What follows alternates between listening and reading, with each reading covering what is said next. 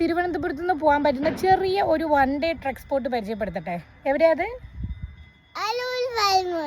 Translation അരുൾ വായ്മൊഴി. ദാ കാണുന്നതാണ് നമ്മുടെ ഡെസ്റ്റിനേഷൻ. വളരെ സിമ്പിളാണ്, നമുക്ക് നടന്ന് കയറാം.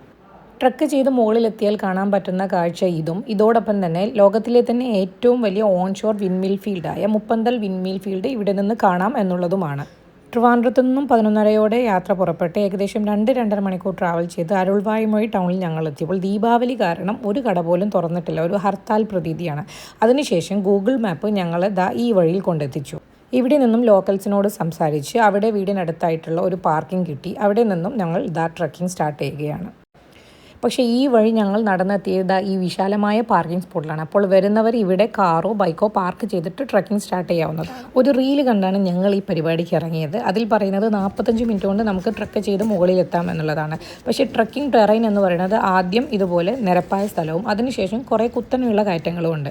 അപ്പോൾ നിങ്ങളുടെ ആരോഗ്യസ്ഥിതി അനുസരിച്ച് ഈ ട്രക്കിംഗ് ടൈം എന്നുള്ളത് അരമണിക്കൂറിൽ നിന്ന് 1.5 മണിക്കൂറോ 2 മണിക്കൂറോ ആയിട്ട് കൂടാം. അതുപോലെ തന്നെ വെയിലില്ലാത്ത സമയമാണെങ്കിൽ വളരെ അനുയോജ്യമാണ് ഈ ട്രക്കിങ്ങിന്.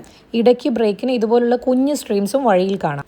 ഏറ്റവും മുകളിലേക്ക് എത്തുമ്പോൾ ഇതുപോലുള്ള കുഞ്ഞു പടികളുണ്ടാകും. ഇവിടേക്കുള്ള വഴികാട്ടി എന്ന് പറയുന്നത് ഈ പോകുന്ന ഇലക്ട്രിക് പോസ്റ്റിലെ ലൈനുകളാണ്. ഇത് നോക്കിയാണ് നമുക്ക് മുകളിലേക്കുള്ള വഴി പെട്ടെന്ന് മനസ്സിലാവുന്നത്. മുകളിലെത്തി കാഴ്ചകളും കണ്ട് മുരുകനെയും കണ്ട് അല്പസമയത്തെ വിശ്രമത്തിന് ശേഷം ഡൗൺ ട്രക്ക് സ്റ്റാർട്ട് ചെയ്തു. ഡൗൺ ട്രക്ക് വെറും അരമണിക്കൂറേ ഉണ്ടായിരുന്നുള്ളൂ.